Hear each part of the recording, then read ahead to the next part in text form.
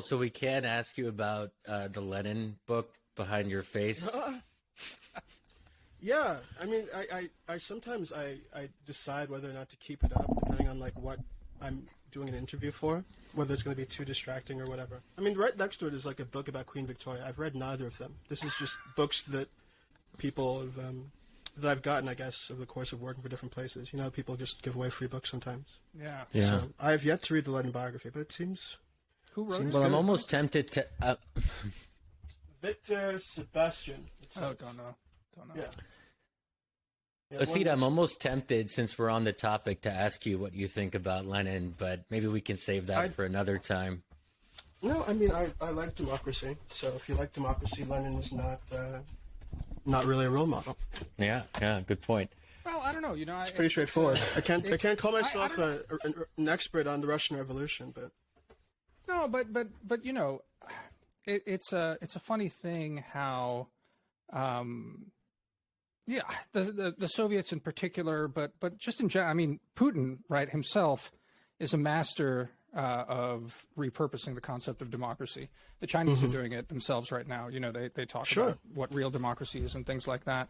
And you can say that, you know, Putin's stuff is in bad faith.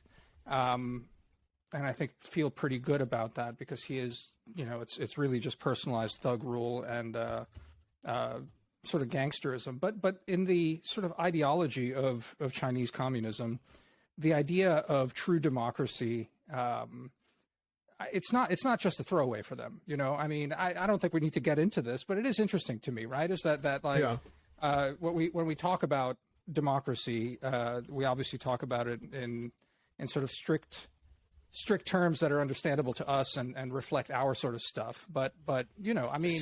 Democracy means all sorts of things in the very broad thing because it gets back to like what is the will of the people, right? Sure. Well, so let's put a pin on that because you know, as we're starting, I just wanted to maybe give listeners some context so they know what's going on here.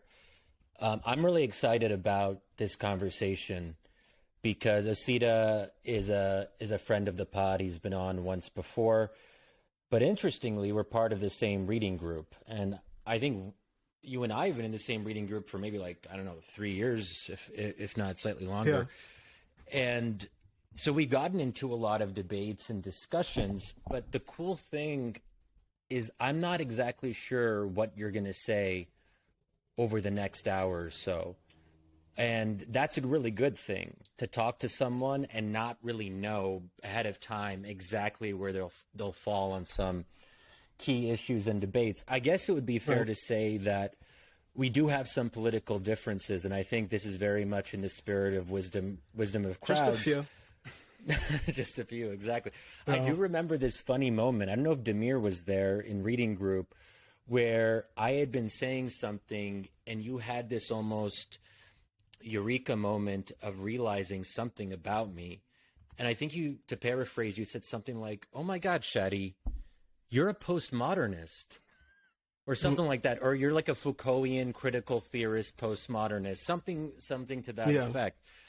So there's a lot. Relativist, right? I think that's what's meant by that. I wasn't there. I wasn't there for that moment. But I appreciate it. I didn't ask too many questions, but you know. I can't remember what it was specifically about, but I think it had something to do with this thing that I've noticed among a lot of people in the center when it comes to debates about wokeness or political correctness and all of that. I feel like I see people making positions or articulating positions from the center that they don't realize are relativist positions.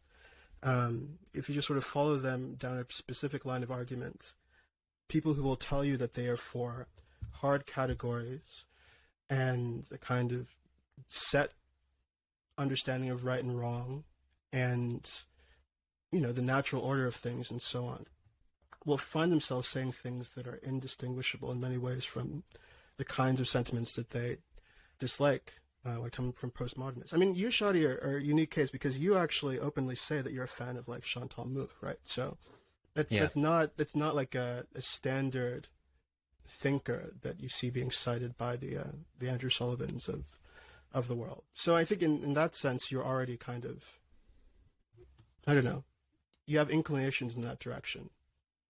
Oh, cool. Okay, thank you. Is Sullivan a relativist? I was neither good or bad. I'm just observing. Is Sullivan a relativist? I mean, I don't know. Andrew Shoddy knows him a little better, right? But like, I was struck by what you said there about like right and wrong. I mean, I don't know. He's at least avowedly religious person, so his right and wrong is something, or that he can at least point to. You think he ends up he's an avowedly religious person who denigrates religion when he thinks that it is a word that you can use to describe progressives, right? Mm-hmm. So in Andrew Sullivan's hands, religion is this noble thing, ennobling thing. It gives people clear commitments. It stabilizes society. It establishes boundaries for good and bad behavior, and so on. When Andrew Sullivan is a religious person, that's a great thing. When people who care about racism or sexism or transphobia avail themselves of kind of religious ways of thinking, or what Andrew Sullivan sees as religious practice, that's something that's very scary. I don't really think that the wokeness as a religion thing makes a lot of sense, but if you take it seriously, I think that there is a double-mindedness about religion and how good it is that comes from that camp. So I guess that's kind of what I mean. But I can't remember exactly what we were talking about in that particular discussion, Shadi. Yeah, so I think I'm somewhat similar to Sullivan on this particular point, that I think religion is good, and I talk about that a lot, but I do criticize wokeness as being religion without religion, that it sort of mimics the certainties of religion without having its metaphysics and its God-centeredness, if you will. Mm-hmm. But I suppose that's a longer discussion. Before we get off track with wokeness, I want to make sure that we start on kind of what's in the news, but we want to obviously dig a lot deeper and get to some of the foundational assumptions here. Is the GOP irredeemable? I maybe start with that. I've been part of this pretty charged debate over whether Ron DeSantis is a fascist or not, and I wrote a post about that on my Substack, but Damon Linker, another previous guest, has written quite a bit on that and has, I think, been at the center of this debate. But you're obviously, I think we're all critics of the GOP. I mean, some people will say that, I'm not a real critic or whatever, but I think none of us like the GOP. And as far as I know, none of us, would vote for the GOP, at least for the foreseeable future.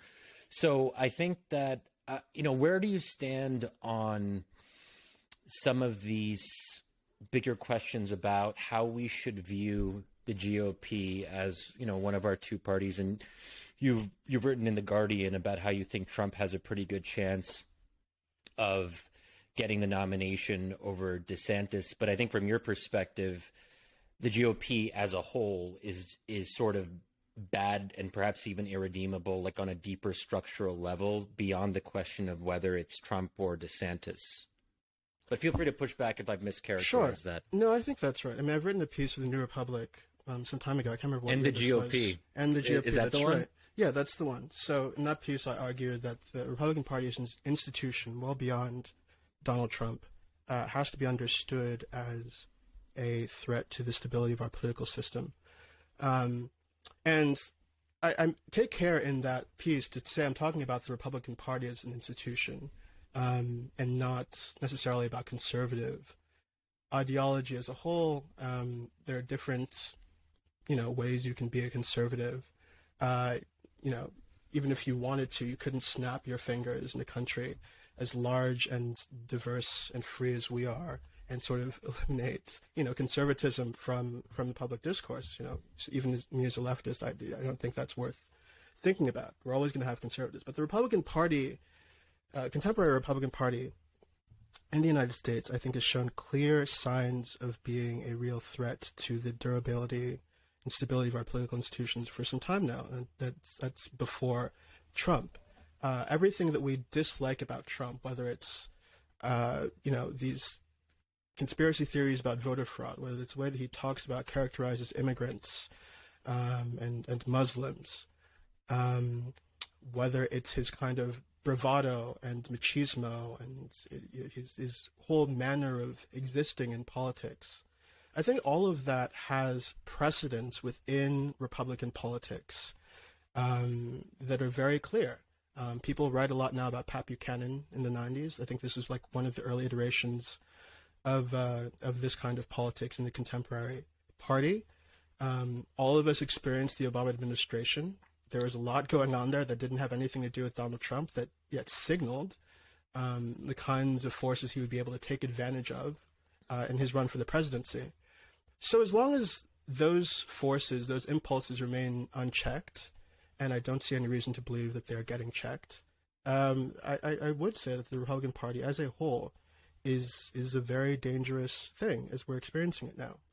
Whether it's redeemable, irredeemable, I don't know if I use those words, because I'm not really sure what it would mean to be redeemed, but as a kind of practical political reality. There are things that are happening in the Republican Party now that are very, very troubling to anybody who cares about democratic rights, anybody who cares about the rights and well-being of minorities. There's a lot to be troubled by.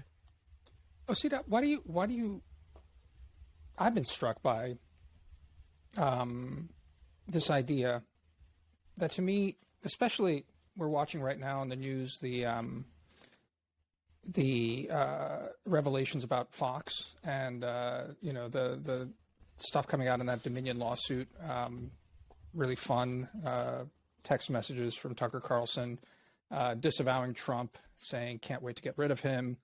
The rest of that, I'm struck by the fact that you're putting this on the institution of the party, when at least the Fox stuff has made me think that it's much less any institution that's perpetuating this, but that there's something inherent in the people here that like, I'm also reminded of the fact that Trump, at some point tried to steer his mob into saying, well, actually, Operation Warp Speed and the vaccines were something we should be proud of. We did this, and completely was unable to do that. That's it's the sense that these people are riding a tiger at this point. Not so much that the institution is rotten. I mean, the institution may well be rotten because it's riding the tiger. That's fine, but the tiger is the thing, not the institution, not the rider. And Right. that's I guess what I've been thinking of. In recent days, watching all of this happen, and then again rereading some of your older pieces on this. That's what I sort of would love to hear you think through at this point. To me, are you suggesting that the tiger is the crowd? Yeah, the wise tiger. Exactly, Shadi. Yeah. So that's a really great question. So when I say institution, Republican Party is an institution, I should clarify that I'm not just talking about like the RNC, right? I'm talking about the kind of network of connected groups, institutions that form up the Republican Party's political apparatus. You might include Fox News in that. Yeah, you might include Fox News in that. Yeah. That's what I'm talking about. As I said, like there are always going to be conservative people in a country as large, diverse, and free as this. There are always going to be people who have views that I think are crazy. All this talk about misinformation, this idea that if we just tweaked Facebook and Twitter in the right kinds of ways, then people would stop believing crazy, kooky things about Democrats. I think that's kind of nonsense. I think you're always going to have, and have always had, misinformation and crazy ideas circulating amongst the electorate, both on the right and on the left. So, obviously, the organic views of conservatives in this country matter a lot. I think they do matter, to your point, more than people give them credit for. It's not the case that Fox News has created, a right wing in this country. At the same time, if you look at polling on, racial attitudes in this country, for instance, over the last 10 years or so, I've been struck by the fact that whenever you look at those numbers, you see a kind of move to the left on racial issues, not just amongst the general public, not just amongst Democrats, but even amongst Republicans. Republicans now are more willing to say that discrimination is a important force in American society, that bad things happen when the police interact with African Americans than they were 10, 20 years ago. And that sounds like a crazy thing to say, if you take it in isolation. It sounds surprising, but it really shouldn't be. Like, obviously, all of American society is not as racist as it was in 1950, 1960, 1970, right? And yet, we have on the right a kind of reversion to this exclusionary, bigoted politics that I think is not the kind of politics you would expect from a country that has had its social and cultural views change as much as they have over the last 20 or so years. I think that the Republican Party's major figures, its politicians, its cable news, none of that I think is directly reflective of the actual preferences of Republican voters. You see this even with gun control, right? So like it's this thing that gets written about anytime somebody debates gun control. Well, most gun owners would support this and that sensible check or sensible policy like background checks, but we don't get them in our politics. Why is that? Even Republicans support it, even gun owners support it. It's because there's this disconnect, right? And I think that disconnect exists partially for structural reasons. So like we have primaries in this country that determine who the major candidates are, who are the people that got to vote in primaries and who affect that process the most. These are the activists in each party's coalition, right? They're the people who go out there, who gather up the votes, who know that the primary is important, who know when they are, and are always going to be there. I think that matters a lot in shaping the kinds of politicians we get, and that's the kind of political discourse we get. The fact that Republicans enjoy such a structural advantage when it comes to the Senate, and right now, this goes back and forth, but right now the Electoral College, that means that there is less of a penalty for extremist language on the right than there is on the left, right? You can get away with a little bit more. It's because Republicans have this inbuilt cushioning when it comes to the political, when it comes to the electoral system. So I think those things matter. And again, these are, institutional concerns, right? These are institutional problems. It's not the full gamut of them. But I think that there are empowered decision makers on the right who are making things a lot worse than they really have to be, even given the fact that there are always going to be a lot of conservative people in America. Isn't it also the case, though, that we can say that, so for example, Ron DeSantis in Florida does seem to be pretty popular.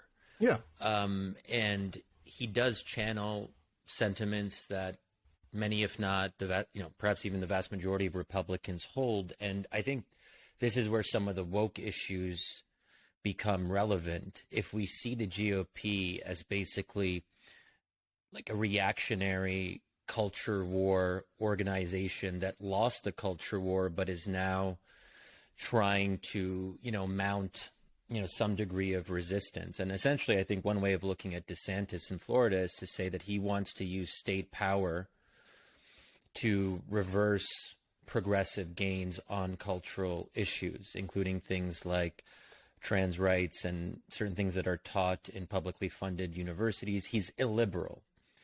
And he wants to, and I think Damon Linker made a version of this argument, that DeSantis wants to use democracy, not use, but he's participating in democracy. He hasn't violated any of the procedural aspects of the system, but he's using his democratic power and legitimacy as someone who was voted into office to fight ideological liberalism.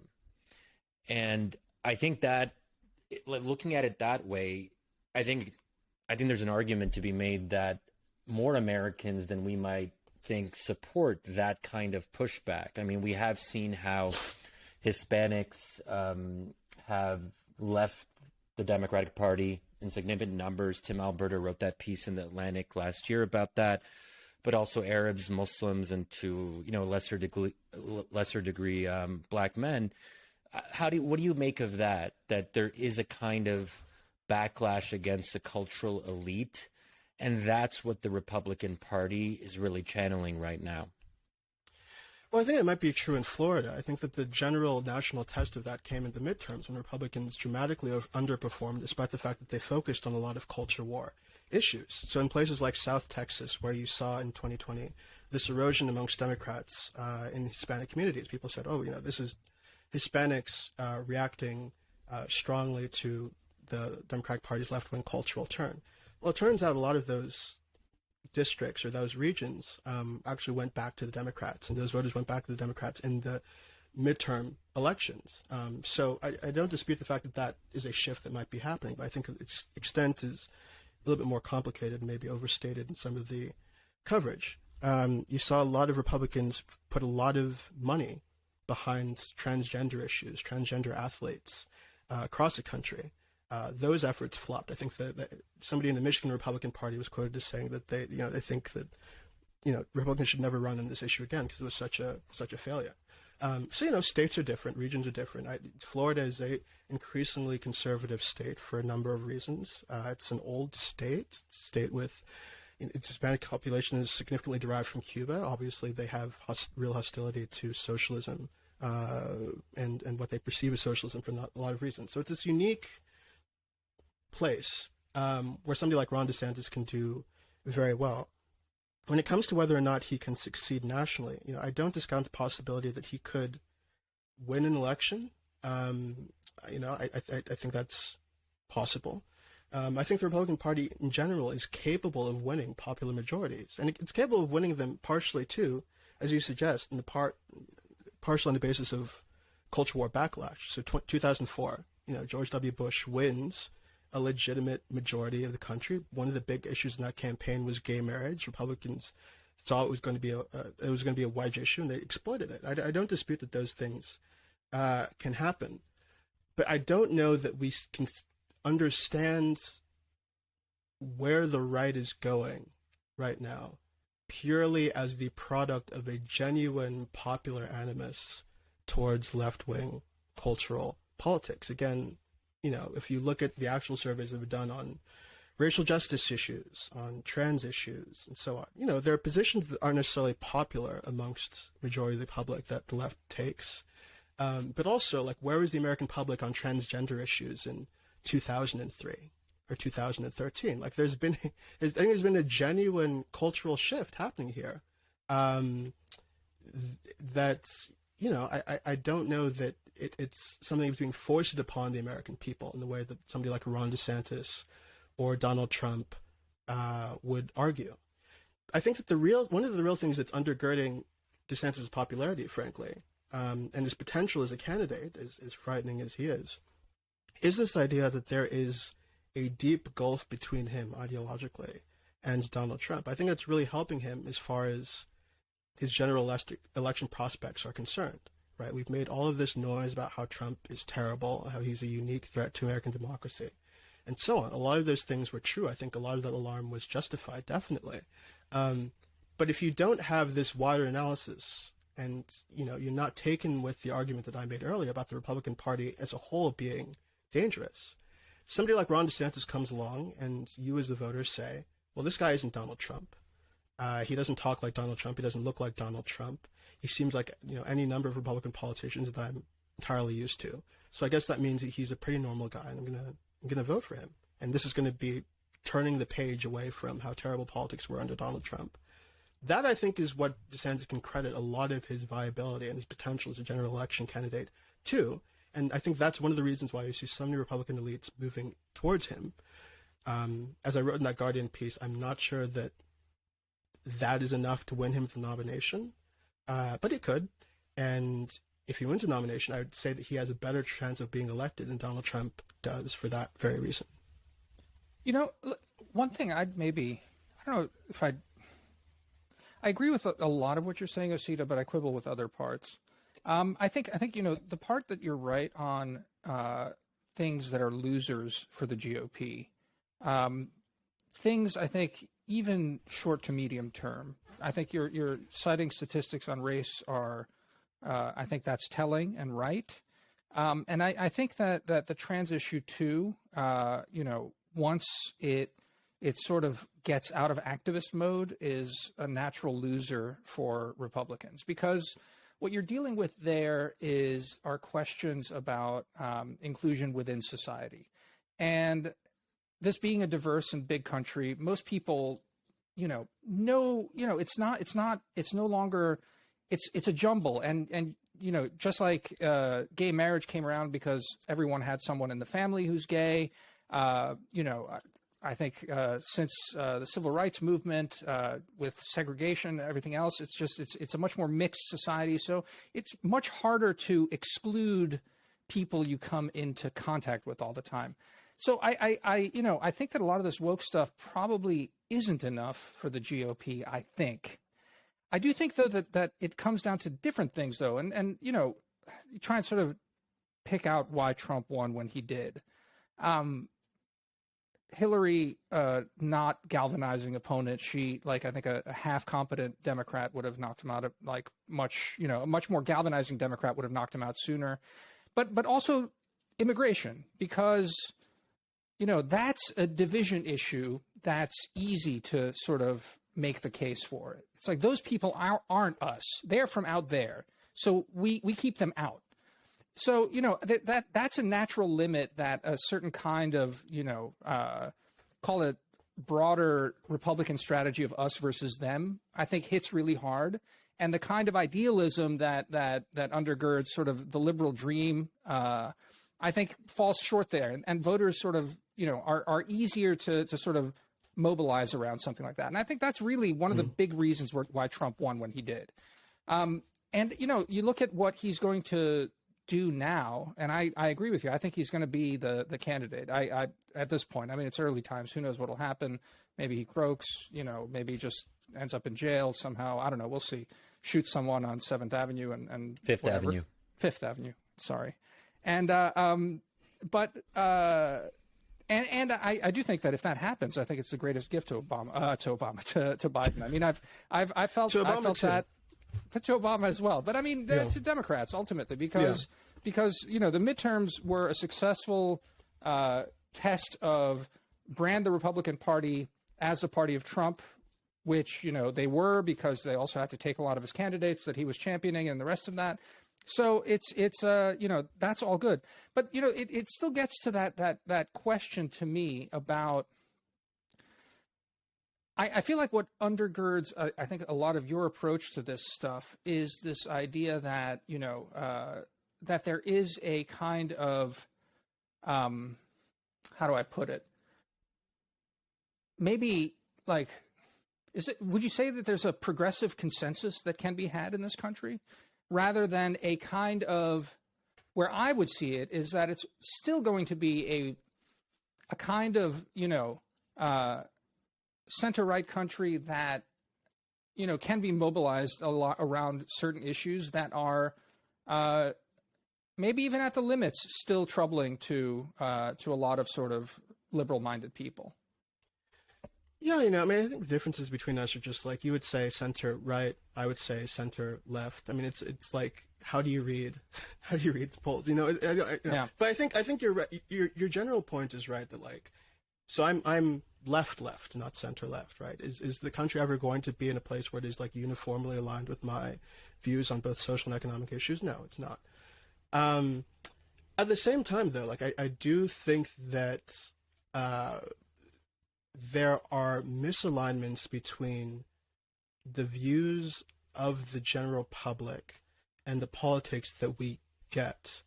The politics we get, I think, are measurably to the right of where I think the public is, even though they're not all progressives. And, the fact that Donald Trump was the president, despite the fact that most of the people who turned out did not want Donald Trump to be the president. You didn't even get a plurality. That tells you a lot. And that matters.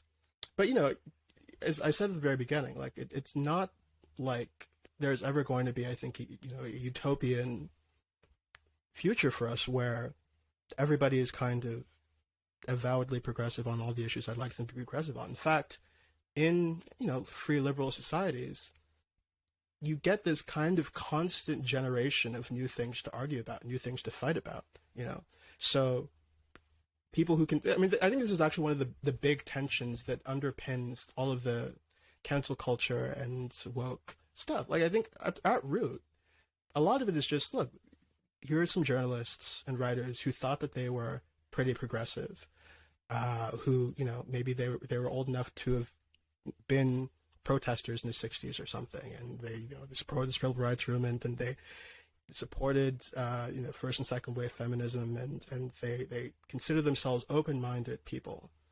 And then all of a sudden you have a new set of concerns emerge that they don't know how they feel about, that they have maybe some innate kind of hesitance about and revulsion towards.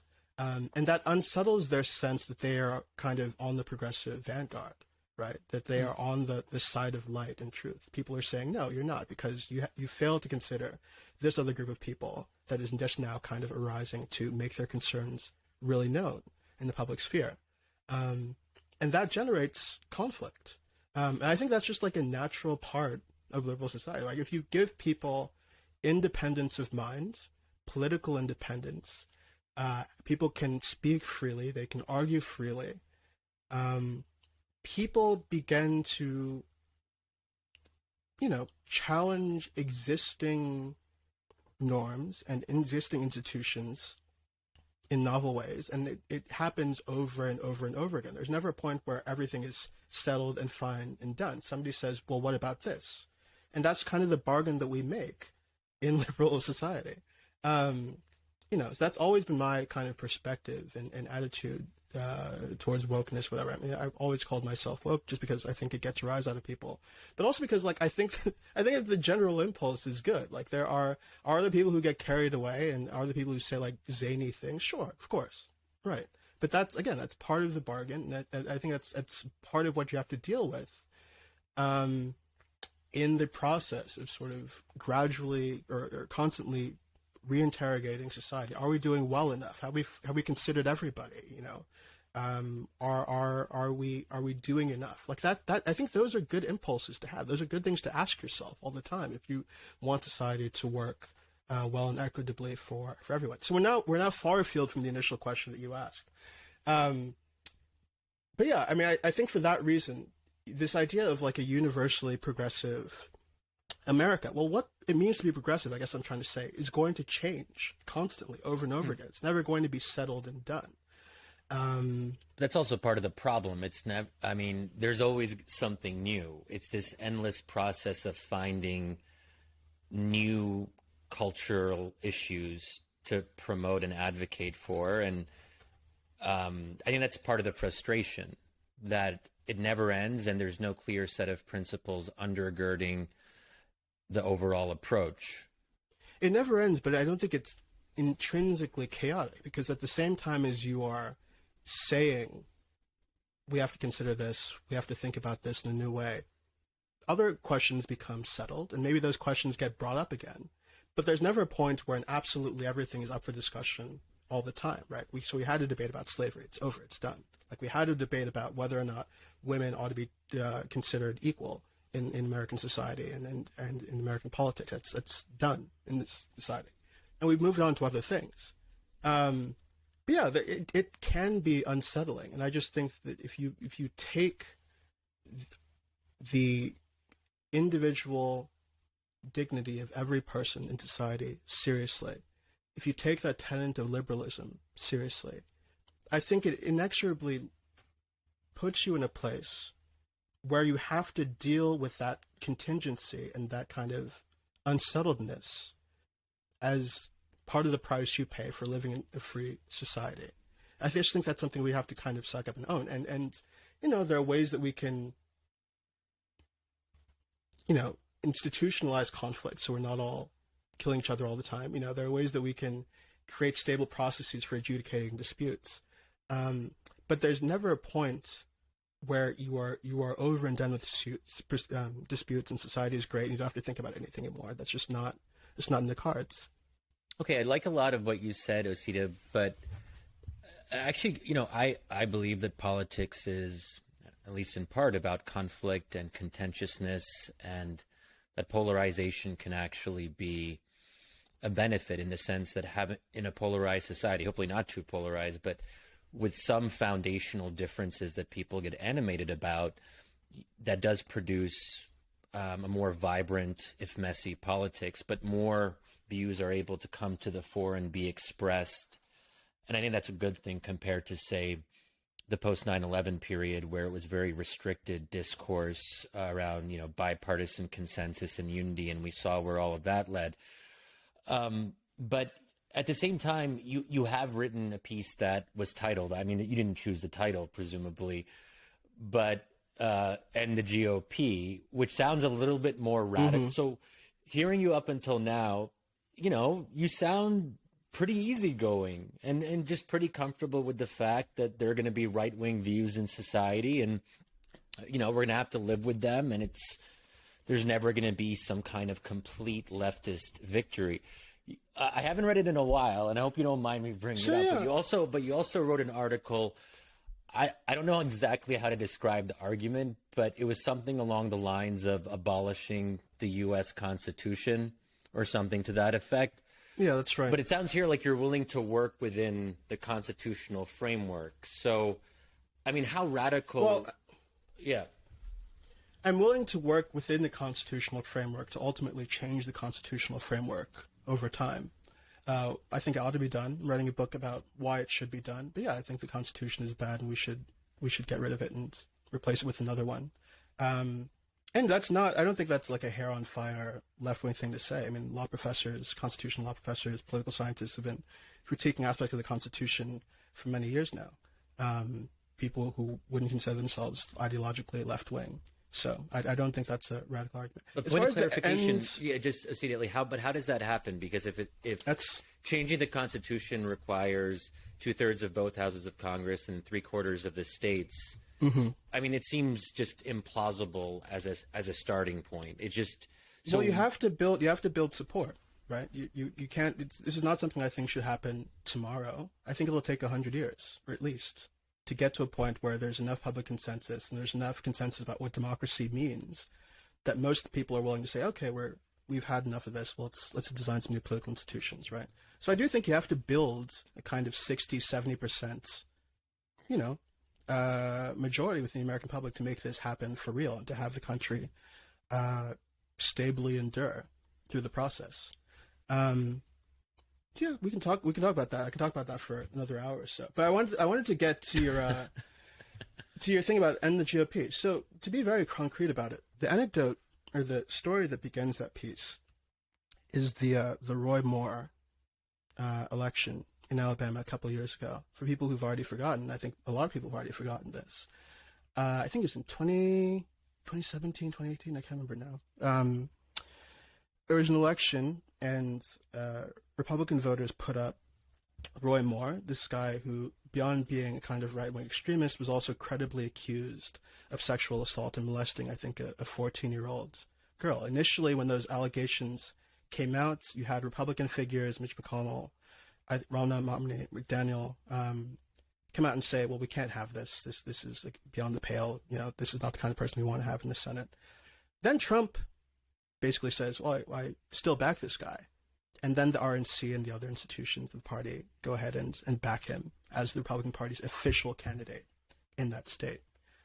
And now, of course, however many years later, Republicans are all about finding the groomers and the child abusers on the other side of the aisle and accusing elementary school teachers of abusing children if they happen to be gay or mention that they're gay, right? Does all of that have to be a part of a conservative politics in America? I don't think so.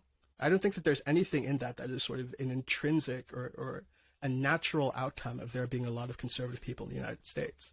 I think that is the product of a lot of decisions that were made by specific people within, the Republican Party's political apparatus as it exists today. They did not have to back Roy Moore, and that was not a seat that Democrats are going to be able to keep for very long in any case. Like there was no reason for them to do it. But I think a lot of people, specific people, had incentives to bring that about. It does not have to be the case that like the way that you talk about education in schools and curricula, you don't have to accuse first and second grade teachers of being groomers to have that policy debate. You see what I'm saying? Like there's a difference between a conservative politics and what we have now on the ground concretely that the Republican Party is doing and involved in. I think we should acknowledge that gap and not tell ourselves that it's just, because they're going to be conservative people, we have to deal with all of these terrible things. I don't think that's true. Well, so let me maybe, again, hearing you talk, I think I can reformulate what I was getting at earlier about, the people and leadership and institutions and things like that. I mean, what really the point is here is that maybe your argument could be boiled down to is we should expect elites to have virtue and not indulge in demagoguery as a means of politics. And in that framework, one assumes that, I think if one looks at demagoguery like that, one stops talking about the people as being inherently good or predisposed to one thing or the other, but more as a blank slate of sorts. And demagoguery is an attempt to awaken the sort of meanest, darkest spirits within the electorate and mobilize them and weaponize them. And maybe one way to look at what we're seeing with Fox News right now is sort of reaping the whirlwind, in the sense that this has been whipped up, has been part of the sort of policy toolkit, or not the policy toolkit, but the election toolkit for a long time. And so now, now the tiger has sort of got its own sort of set of mind. And that's really what's underlying, as you look at that Dominion lawsuit and everything else, the sort of decision-making in Fox, is their numbers are plummeting. They're losing as soon as after January 6th, they see that their audience is revolting at their attempts to even try and sort of, steer anything that way. And the decision is, well, it's a business. You got to go where the viewers are. And, that's sort of the explanation of that. But, to me, that sort of also doesn't invert, but I think it complicates. Quite frankly, I think both of yours different positions on this, because, if politics is just sort of, a bunch of stuff that like is played out in front of a neutral crowd that can react to acts of virtue as well as acts of villainy and can be mobilized one way or the other, and that's democratic politics, then preferences, sort of fall down a little bit. Maybe progress can be measured as, progressive ideas winning out over time. And so, winning the stage over time. But, people are neutral and kind of a rotten mess, largely, that the worst things can be always activated in them. I don't know how to articulate it better than that. But, it's if that's the case, basically what we're talking about then is you need a better leadership class. You need a more virtuous, and by virtuous, I don't mean, but you know what I mean? Just like not indulging in the sort of stuff, because the worry about democracy is that there is no virtue inherent in people, and you need virtuous people to model it somehow, right? So I would change the way you formulate it. It's not that I believe that the leadership has to be more virtuous and that the absence of virtue is the main problem. It is that people are incentivized by political structures to act in a certain way, right? So the fact that you can put up somebody like Roy Moore and all of America can be like, oh my God, I hate this person. Why did the Republican Party do this? What does this mean about the Republican Party? And that not necessarily redounding to the disadvantage of the Republican Party because they have structural advantages. That means that they have more incentives to do things like put forward Roy Moore, who excites the base of the party that everybody who has jobs in the Republican Party is responsible for catering to in order to get elected, in order to gain positions within the party infrastructure. We have certain institutions and structures that incentivize people to behave a little bit worse than they always would. I don't think we need virtue. I think that our political system has been designed in ways that are very obviously defective. And if we change them a little bit, it wouldn't turn everybody into angels. But we don't need to. I don't think you need to have angels in society in order for politics to work well. We have examples of other countries around the world, in Europe, etc., that have a better, healthier democratic politics. They're going through some right-wing authoritarianism, now you're seeing the rise of forces that are comparable to Trump. But I think on the whole, we have not, we haven't come close to an ideal here in this country. We are very obviously lacking in basic ways. And I think that one of the ways in which our defects make themselves present in our politics is in the continuing radicalization of a Republican Party that doesn't have to be as radical as it is. But Osita, as you sort of suggested, in most Western European democracies, you have proportional representation parliamentary systems, and in many ways, the far right is stronger than it is here in America. Italy just elected its first ever far right prime minister. In Sweden, the largest party in the governing coalition is a far right party with neo-Nazi origins.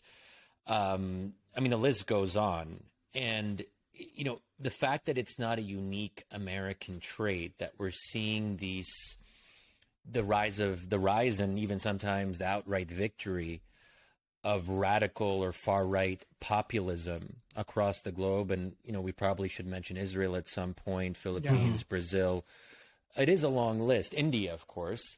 No, right. but Israel, just to jump in on Israel, I think the Israel point to me is we can get into the details of it, but it's a proportional system with a single mandate. So it's pretty damn democratic is the interesting thing there. Right. Now, of course, their party politics are crazy and the way these things end up hashed out. But look, I'll let you finish your thought, Shadi. I think you're right to point out other problems, but at the same time, Osita, I do agree. I think institutional reform I'm not saying it doesn't exist. That's all I wanted to sort of qualify there. Sure. Obviously, it's a role. But go on, Shadi. Finish your. But I would also just add this issue of the Republican Party leaders just being more radical than they should be, and they're incentivized to have increasingly crazy ideas. That seems to me to just be a function of how politics and political parties work. You have political entrepreneurs, you have politicians who try to accentuate the differences between them and the opposing party because they want to rally support. They want to stand out on issues they think they can mobilize around. And I think Democrats do something quite similar. I don't think that the intense, let's say, versions of wokeness that dominate the cultural mainstream in America are representative of the American population. But if we look at pretty much, most major institutions, mainstream institutions, whether it's universities, corporations, media outlets, they do, and increasingly the medical system as well, I should note, and law schools. There's a whole bunch, there has been a really profound shift. And even recently, the Biden administration announced a national DEI strategy, diversity, equity, and inclusion. These are somewhat unusual, some might even say radical ideas that not a lot of ordinary Democrats are waking up in the morning and saying, we need more DEI departments and we need the national government to promote that. And Democratic operatives and officials are apparently they think this is in their interest and they're doing it. Also, maybe they really believe this stuff, as ridiculous as it might sound to many of us. So, it seems to me that there's no way to really get around this. And it's a permanent feature of not just American politics, but of politics in an age where class is no longer the dividing factor between parties. It's the primary cleavage is around religion, culture, and identity. Yeah, so I think you should separate the university's stuff from the Democratic Party stuff, which isn't to say that you're not talking about essentially the same kinds of cultural politics in both cases, but I think there's a difference. I think that universities have long been, at least for the last half century or so, a little bit more liberal than the American public at large. You had communist universities in the 40s and 50s that they tried to get rid of, and there were not very many communists, within the American public at large. So I don't think that's a new thing. That's just sort of what comes out of universities' socio-cultural environment. But the Democratic Party stuff, I think, is a product of the similar dynamics that you see on the right that I was talking about before. It's who comes out to determine who the candidates are going to be when the general election comes around. Like it's the most dedicated people in the party, the most ideologically minded people in the party who come and vote in primaries. They also happen to be the people most likely to give money, right? So there's, like, to your point, there's a kind of natural incentive, at least given the way that we've structured our political system today, for the parties to cater to these subsets of their wider coalition. I think that's true. But yeah, I mean, I think that too is something that might be addressed with different institutional designs, if not at the level of primaries, then, with things like proportional representation. And I don't think that it's a cure-all. I think that there are a lot of complex factors leading to the surge in support for politicians like Modi or Netanyahu and whoever else around the world. I don't mean to suggest it's purely a matter of institutional design. But I think in the American context, at least, it seems fairly clear that most Americans don't like the kinds of politics that Donald Trump has put on offer. That might change. They might build a genuine popular majority for it. But they don't. I think most Americans have pretty definitively rejected all of that. And yet, we're still in a place where it's entirely conceivable that Donald Trump could win again. It's entirely conceivable that a lot of candidates inspired by him could win again. It's still shaping what happens in the House. Like, it's still shaping. Like, there's this disconnect there that I think, even if we can't fully extricate ourselves from all the forces that are leading to a resurgence of right-wing politics around the world, there are things that exist within our political system that are exacerbating it. And again, I think that is why we can't say it's merely a matter of virtue. I don't expect most politicians to even be especially good people. Forget about angelic people. Like, I think that the personality type that goes into politics is the personality type I'm personally inclined to be quite wary of in general. But I think that there are things that we can do to help ourselves a little bit more than we've been able to. But you seem to have a lot of faith in the people. I'm just struck by this, that you do seem to believe in the wisdom of crowds at a really fundamental... No, it's not. I mean, as I said, like, in 2004, George W. Bush, Republican Party, win like 50-point-something% of the vote. Like, it's like a straight up, they won more votes than the other party. It's not happened a lot for the Republican Party in recent years, but they did it.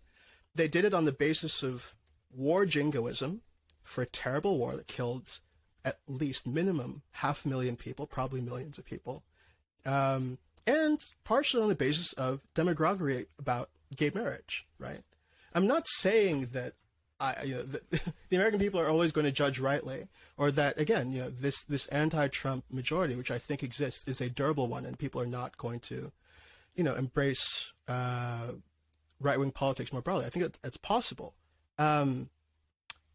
But the odds have been tilted in the right's favor in ways that I think that we can correct.